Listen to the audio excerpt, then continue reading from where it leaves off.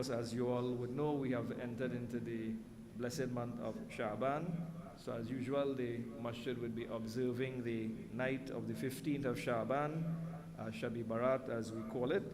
So you're invited to join with us, commencing with Maghrib Salah, where we will do the customary recitation of Surah Yasin and the recitation of the reading of the Nafil Salah, inshallah. So that is on the evening of the 7th of March.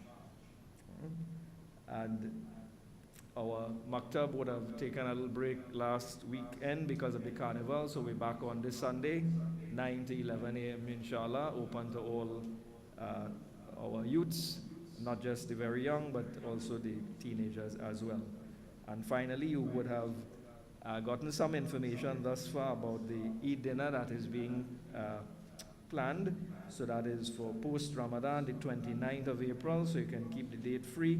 And it is proposed to be held at the Hyatt Regency Hotel, inshallah. So that is on the 29th of April. More details will be made available to you. So we're happy today with our visiting Khateeb. We're always happy to have him here at the San Fernando Jama Masjid. So I invite our dear scholar, Maulana Kavir Mohammed, to deliver today's khutbah and lead us in the Jummah Salah. Assalamu alaikum wa rahmatullahi wa barakatuh.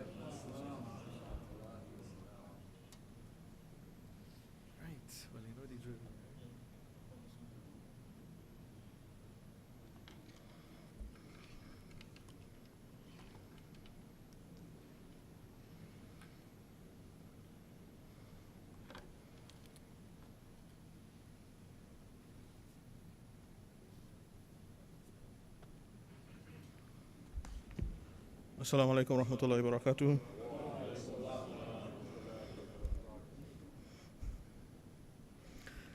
أعوذ بالله من الشيطان الرجيم بسم الله الرحمن الرحيم الحمد لله رب العالمين والصلاة والسلام على سيد المرسلين وقد قال الله تبارك وتعالى في القرآن المجيد والفرقان الحميد أعوذ بالله من الشيطان الرجيم بسم الله الرحمن الرحيم إن الله وملائكته يصلون على النبي يا أيها الذين آمنوا صلوا عليه وسلموا تسليما الصلاة والسلام عليك يا سيدي يا رسول الله الصلاة والسلام عليك يا سيدي يا نبي الله الصلاة والسلام عليك يا سيدي يا حبيب الله صلوات الله وملائكته وأنبيائه ورسله وحملة عرشه وجميع خلقه على سيدنا Muhammad sallallahu alayhi wa sallam.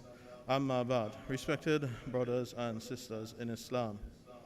Today, inshallah, aziz, our bayan or waz would be about preparing for Ramadan. And some may say to themselves, well, why now?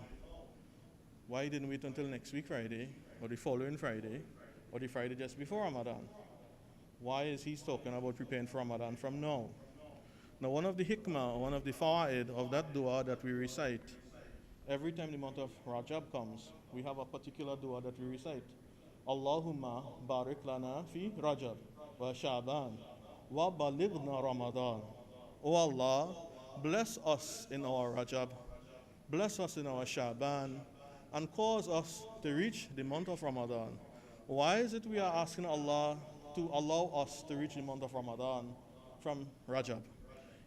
One of the fawaid is that we have to prepare for Ramadan from Rajab. This is the main aspect of it. Prepare yourselves for the month of Ramadan at least 60 days before. You have 60 days to get in gear, 60 days to get yourself in order for the month of Ramadan. Now, how many of us waste the month of Ramadan? We are people who are delusional. Every year we go through the same thing, right? Before I go into that, I'm just going to explain what it is we're going to do today. We're going to read from Imam Ghazali's Al-Ihya al-Muddin, right? And Imam Ghazali, he speaks about ways and how we could make the fast more worthwhile then, inshallah, aziz. So what I'm saying is that every year we go through the same motion, we make the same promise to ourselves, next year we will do better. And next year comes and we're still the same way. We didn't do better. Year after year, we don't change. But we like to tell ourselves, next year, inshallah. But when we say inshallah, what it means, right? You know? And amongst the Pakistani community, inshallah means no, right? And I believe Trinidadians becoming like Pakistanis now. When we say inshallah, it means no. Like we invite you to something, you say inshallah we come in. But we know that we're not going to make the effort to come out. So we tell you inshallah. Right? Similarly, we are like this with ourselves. When we say we want to change for Ramadan, and we say inshallah. How many of us really changed for Ramadan? Or from last year Ramadan to this year Ramadan? What we do, we fulfill the fara'id. You know, what is the fara'id? We don't eat and we don't drink from sunrise to sunset. We keep away from marital relations from sunrise to sunset. So we do the fard. What is expected from us? And then if we feel a little more religious, we do the sunnah, like the tarawih, salat, etc. in the night. But when you take a look at it, the amount of people who are fasting, how many of them are reading tarawih? And you hear people making the same statements year after year. I'll be too tired by. I can't read the tarawih this year. Then they say, every year they say, right? And the reason being is because we are doing things during the day that affects us during the night. Similarly, we are doing things in the night that affect our fast during the day. So what we want to look at is what Imam Ghazali talks about, how we affect the fast. Inshallah, Aliyul Aziz. So the first thing he says, he talks about the sight, your eyes, what you look at. He says to lower your gaze. So whilst we are fasting, we know we're not supposed to watch haram. But what is haram? There are many things that are haram that to us have become normal. Looking at someone without their hijab, looking at a woman whose hair is exposed. We grew up in a society where people don't wear hijab. So we are accustomed to seeing people without hijab. But in Ramadan month now, because we are accustomed with it, we keep doing the same thing. We're looking at women without hijab on, and we're just using this as the lowest one. I mean, we could go higher and talk about clothes and what is shown on it. Well, we don't want to go into that. Talking about just a basic one. So we're not supposed to look at these things. We're not supposed to look at the women. The women are not supposed to look at men. Nobody's supposed to look at one another and lust. But yet in the month of Ramadan, whilst we are fasting, we see people bareheaded, etc. And sometimes we lose a few seconds looking at them. We get taken away. This affects the fast. Right? But you can say, but Maulana, I didn't eat and drink. Yeah, you didn't eat and you didn't drink. But it affects the value. It affects the quality of your fast. And you have people like that, they say, but me eat and drink. Secondly, Imam Al-Ghazali, he talks about the tongue. He says, keep the tongue away from nonsense. Keep the tongue away from nonsense. Keep it away from telling lies, backbiting, tale-bearing, speaking with foul and obscene language. And many times in Ramadan, people would call me and say, Maulana, I just cuss up a man, my fast break. I tell you, I get a text message like that and I get a phone call like that. My fast break, I could eat now. Your fasting break, brother. But your quality of fast has dropped. You don't have a good quality anymore. Right? And he says, and rather imposing silence upon it and occupying it with the celebration of the praises of Allah and reciting the Quran, this is the fasting of the tongue. So during the month of Ramadan, we observe more zikr, right? We use the tongue to remember Allah a lot. We don't take the time in Ramadan to talk about people, to talk about the past, to talk about instances, and waste time. This is one of the problems I have noticed over the years in Trinidad. A lot of times when we, in the month of Ramadan, what happens, in order to pass the time, we like to old talk. And the old talk, as in Trinidadian, as we say, talk does bring talk. And then we start to indulge in backbiting and slandering, etc. So it affects the quality of the fast that we have. The Imam then goes on to talk about withholding, hearing, or listening to what is undesirable. So if you're not supposed to talk it, You're not supposed to listen to it. The fourth one, he says, to withhold the remaining parts of the body from what is sinful, such as both hands and legs, from doing what is shameful, the stomach from what is suspicious at the time of breaking the fast. There is no significance for fasting, which is to refrain from such of food as is lawful, and then breaking the fast by of such food which is unlawful. So whole day of fasting, keeping away from lawful food, and in night you're eating haram. There's no sense in that. He continues, and I'm summarizing it because I don't want to, there's about 50 pages here, right? So I don't want to read 50 pages for you, but I want to get a gist of what he's talking about. And this one in particular, it really bothered me a lot. Where he spoke about people fasting, keeping away from food and drink. And keeping away from food and drink has an effect on the nafs, right? It makes you weaker. So if you are weaker, you don't have the time to spend thinking about committing a sin, right? Because if you are hungry and if you are thirsty, what you think about? You think about getting something to eat or something to drink. But if you are filled, you are not thirsty, you are not hungry, then your mind is free to wander and think about other things. So the Imam talks about this, and he says, what about those, when it is the time to break the fast, they eat so much food? Right? The plate is only this big, right? But the amount of food is this much. What happens to them? Then they can't function in the night. And their mind now wanders. It thinks about other things. Other than thinking about the worship of Allah subhanahu wa ta'ala, the mind thinks about other things. How many times we eat iftar, dinner, and when we eat the dinner, we can't move. Can't get up, can't make. And then we say, well, we can hit them at 8 rakat tonight. We can't make a 20 tonight. We're going to get them at 8. These are the things we hear, and we hear people saying it. Why? It doesn't make sense you're fasting whole day, and then in the night you're going to eat so much food. You eat what is enough to for you to survive. What the Imam says, eat what you would usually eat, or drink what you would usually drink during the day. Don't overdo it then. So if your normal meal is just one plate of food, then why for the time of iftar or the time for dinner you want to eat 3 plates of food? It makes no sense. So this has an effect on you, right? So he talks about unlawful food, etc.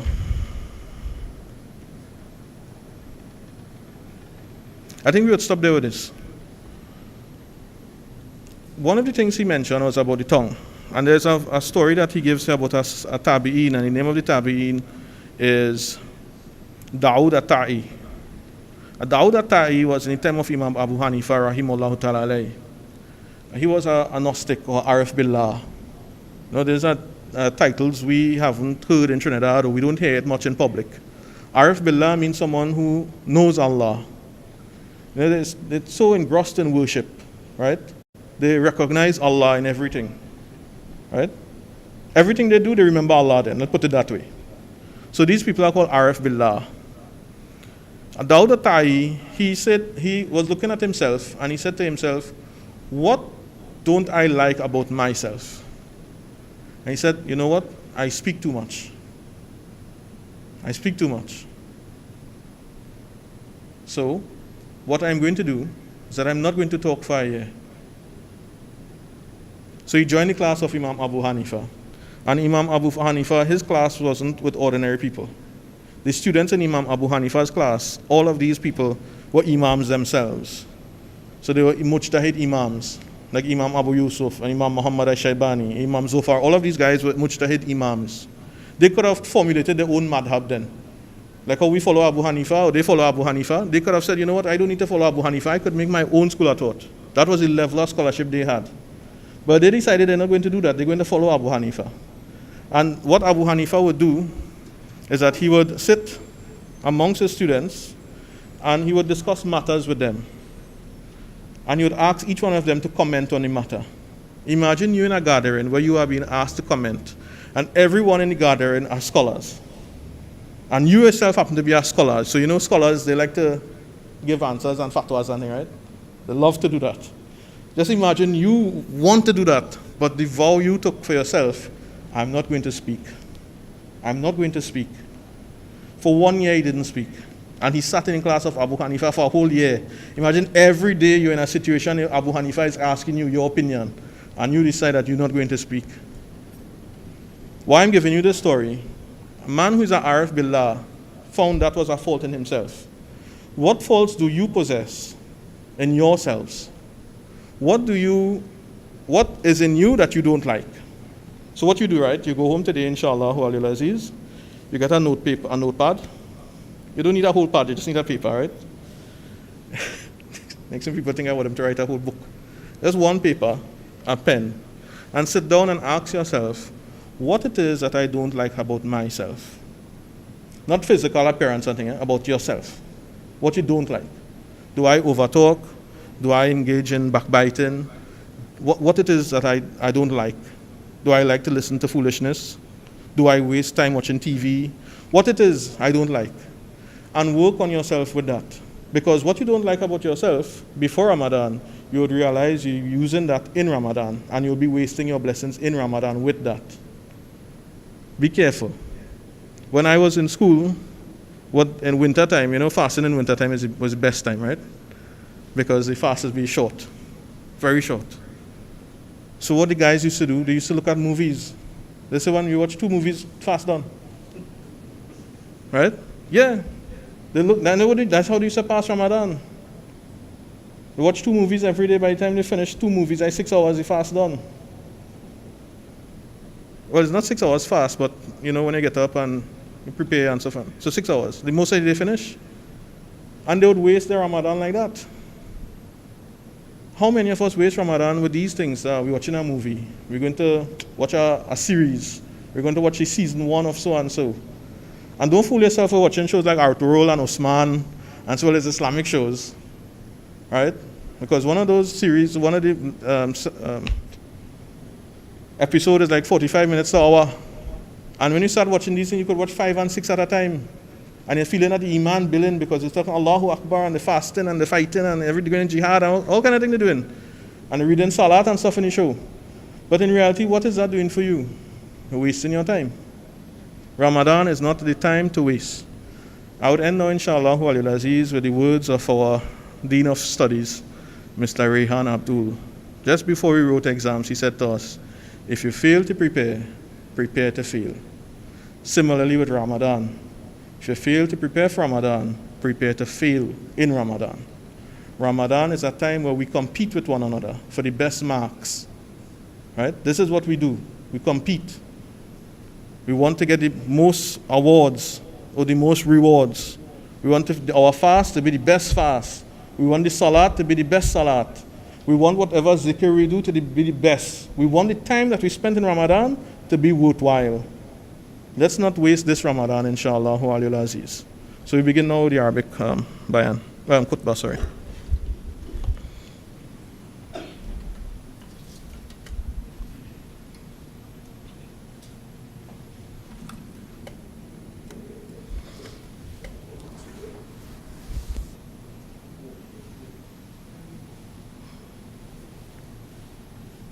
Allahu Akbar, Allahu Akbar.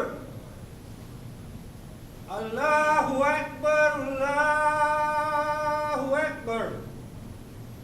Ashhadu an la ilaha illallah. Ashhadu an la ilaha illallah. Ashhadu anna Muhammadar Rasulullah. Ashhadu anna Muhammadar Rasulullah. Hayya 'ala salah. Hayya 'ala salah. Hayya 'alal falah. Hayya 'alal falah. Allahu Akbar, Allahu Akbar.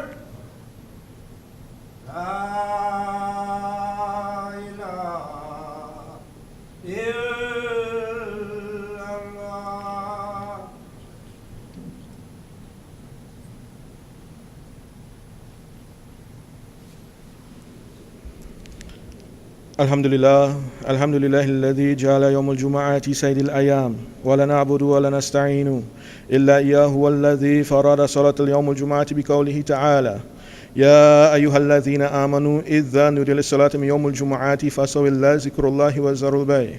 والصلاة على سيد الأنام حضرة مولانا محمد مصطفى صلى الله عليه وسلم، وعلى أفضل البشر بعد الأنبياء بتحقيق أمير المؤمنين أبي بكر الصديق، وعلى ناتك في الصدق والصواب أمير المؤمنين عمر بن الخطاب، وعلى خميل الحياء والإيمان أمير المؤمنين عثمان بن عفان، وعلى سيد الله غالب أمير المؤمنين علي بن أبي طالب، وعلى إمامين همامين زائدين شهيدين أبي محمد الحسن وأبي عبد الله الحسين، وعلى أمهما سيدة النساء فاطمة زهرة، وعلى مه شريفين مطهرين من الأدناس حمزة والعباس، وعلى ستة الباقية من أشارة المباشرة والسائر والصحابة والتابعين رضوان الله تعالى عليهم أجمعين برحمتك يا أرحم الراحمين.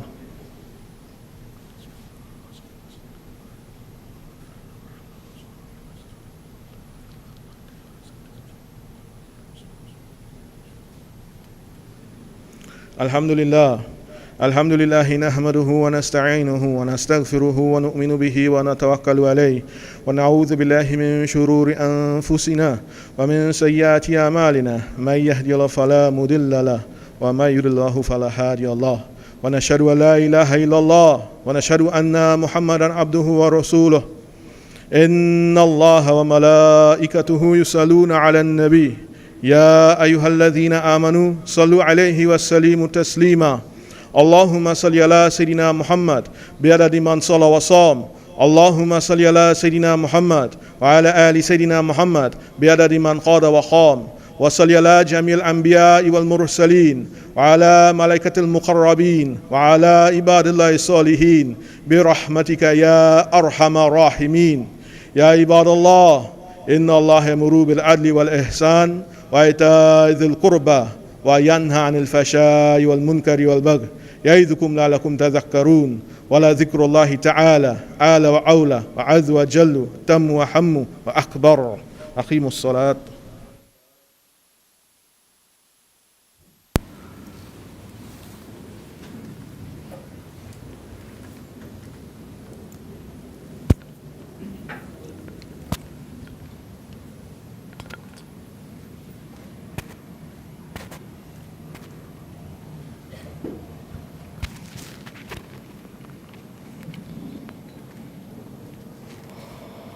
الله أكبر الله أكبر الله أكبر الله أكبر. أشهد أن لا إله إلا الله أشهد أن لا إله إلا الله أشهد أن محمدا رسول الله أشهد أن محمدا رسول الله. حي على الصلاة حي على الصلاة حي على الفلاح حي على الفلاح. قد قامت الصلاة قد قامت الصلاة. الله أكبر الله أكبر لا إله إلا الله. الله أكبر.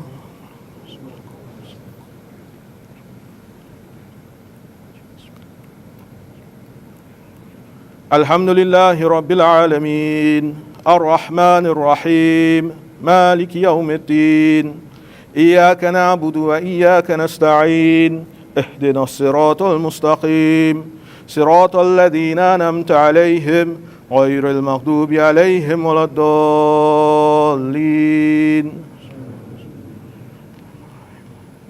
ولله جنود السماوات والأرض وكان الله عزيزا حكيما.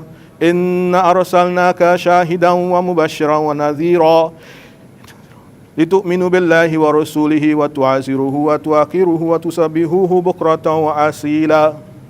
الله أكبر.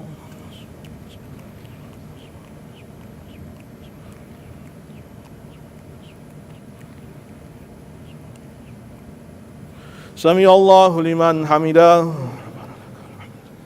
الله أكبر.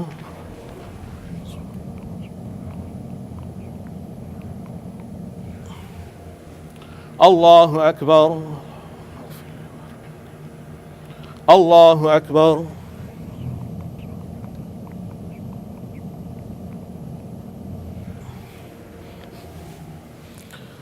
الله أكبر. الحمد لله رب العالمين الرحمن الرحيم مالك يوم الدين إياك نعبد وإياك نستعين اهدنا الصراط المستقيم صراط الذين أنعمت عليهم غير المغضوب عليهم ولا الضالين قل أعوذ برب الناس ملك الناس إله الناس من شر الوسواس الخناس الذي يوسوس في صدور الناس من الجنة والناس الله أكبر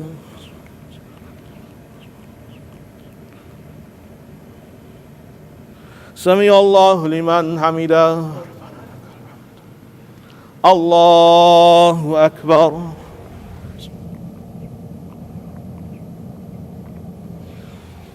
الله أكبر الله أكبر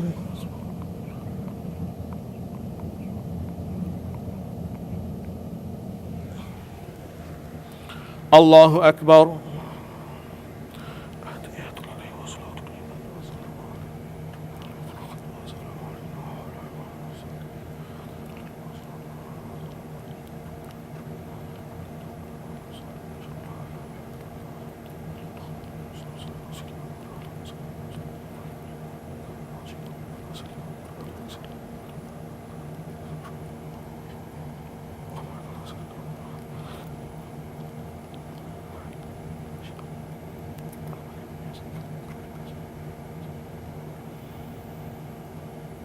السلام عليكم ورحمة الله السلام عليكم ورحمة الله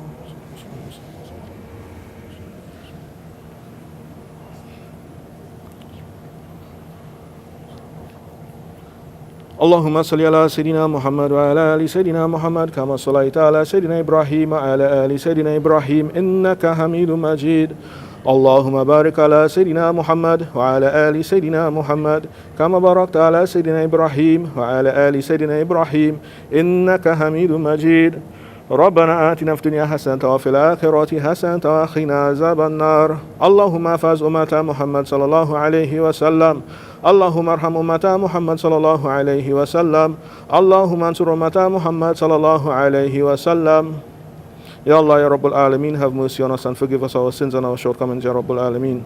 Ya Allah, we ask you to have mercy, especially on our brothers and sisters in Turkey and Syria, Ya Rabbul Alameen, and around the world where they are suffering, Ya Rabbul Alameen. Oh Allah, we ask you to grant success for all the believers, all the Muslim men and all the Muslim women, all the believing men and all the believing women, Ya Rabbul Alameen. Bless us all, Ya Rabbul Alameen, and give us success in this life and success in the next life. صلوات الله وملائكته وأنبيائه ورسله وحملة أرشه وجميع خلقه على سيدنا محمد صلى الله عليه وسلم.